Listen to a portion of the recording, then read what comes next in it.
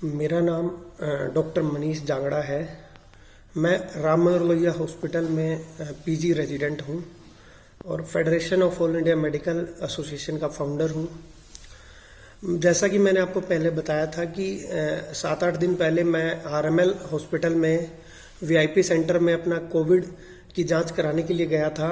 वहाँ पे मेरी जांच कम से कम 1 घंटे के बाद हुई थी। मेरे से पहले जो वीआईपी लोग थे उनकी जांचें हुई थी, क्योंकि वह वीआईपी सेंटर था। वहाँ सीधे डॉक्टर्स को मना किया जाता था कि यहाँ पे सिर्फ एमपी एमएलए के ही टेस्ट होते हैं, आप लोगों के लिए ये नहीं है। लेकिन अब उसका नाम बदल के कोविड सेंटर 2 रख दिया है, क्योंकि जब से federation of all India medical association ने लेटर भेजा था मोदी जी को, तब से उसका नाम चेंज हुआ है। उसके बाद अनफॉर्चुनेटली मेरा टेस्ट कोविड पॉजिटिव आ गया था। मैं ये सब मेरी हालत थोड़ी सी ठीक नहीं थी वैसे, फिर भी मुझे लगा कि मैं होम आइसोलेशन कर लेता हूँ। मुझे बेड की उतनी ज़रूरत नहीं थी, ताकि एक बेड किसी और दूसरे एक ज़रूरतमंद इंसान को मिल जाए। तो मैं अपने घर पे आइसोलेशन में रहा।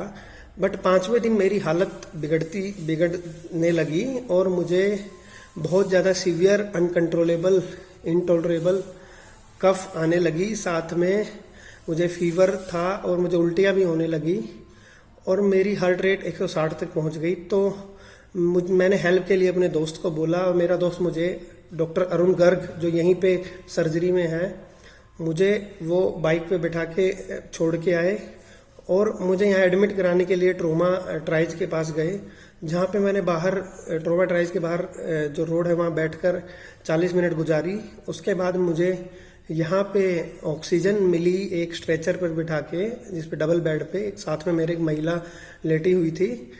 मुझे इससे कोई दिक्कत नहीं थी, क्योंकि यहाँ पे भीड़ बहुत थी और सब ज़रूरतमंद थे, मैं अकेला ज़रूरतमंद नहीं था। उसके बाद मैंने अपने सारे दोस्तों को बोला कि मुझे बेड दिलवा दो।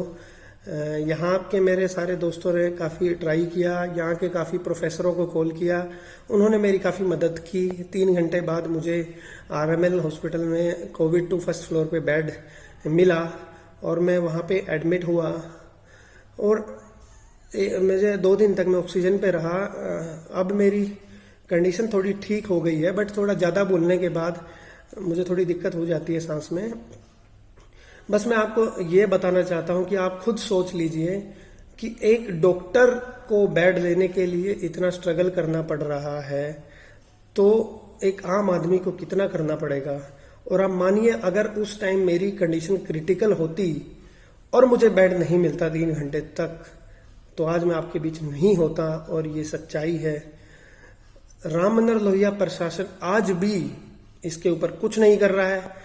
आज भी हमारे कई रेजिडेंट डॉक्टरों ने बताया कि वो अपना सैंपल कराने के लिए गए थे। उनसे पहले 3-3 घंटे तक वो खड़े रहे अपनी ओपीडी छोड़कर, और उनसे पहले वीआईपी लोगों का सैंपल हुआ, जो पहले से बुकिंग करवा लेते हैं। पता नहीं कहाँ से बुकिंग करवाते हैं, हमें तो आज तक समझ नहीं आया। और हमारा प्रशासन इस पे चुप्पी साधे बैठा है, कुछ नहीं कर रहा है। हमारा प्रशासन इस पे क्यों नहीं कर रहा है? हम डॉक्टर कोरोना वॉरियर हैं, हम देश के लिए लड़ रहे हैं। अगर आज आप हमारे साथ नहीं दोगे तो कैसे काम चलेगा सर? आप कुछ कीजिए हमारे लिए।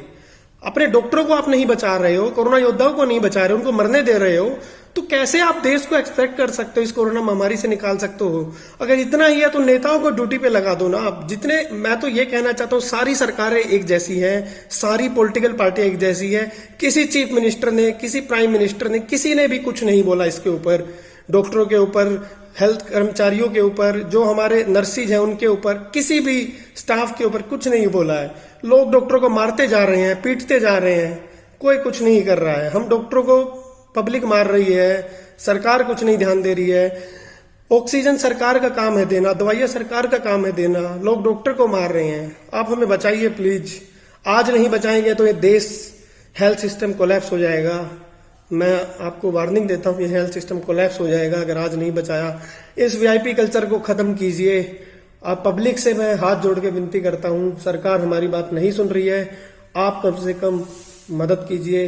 बहुत ही गलत हो रहा है डॉक्टरों के साथ। हमारे डॉक्टर को आज भी बेड नहीं मिल रहे हैं। एम्स हॉस्पिटल तक में एक वाकया ही सामने आया है 2 दिन पहले।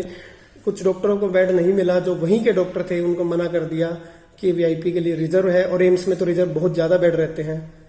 Thank you, doctor Manish Jangra, signing off.